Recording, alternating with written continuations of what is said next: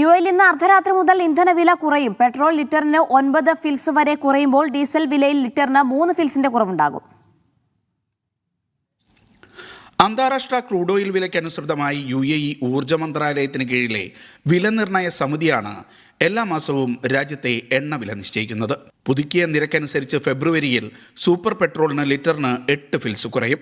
2 ദർഹം 53 ഫിൽസായിരുന്ന നിരക്ക് 2 ദർഹം 45 ഫിൽസാകും. സ്പെഷ്യൽ പെട്രോളിന് 9 ഫിൽസ് കുറയും. 2 ദർഹം 42 ഫിൽസായിരുന്ന നിരക്ക് ലിറ്ററിന് 2 ദർഹം 33 ഫിൽസാകും.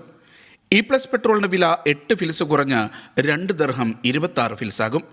നിലവിൽ 2 ദർഹം 34 ഫിൽസാണ് നിരക്ക്.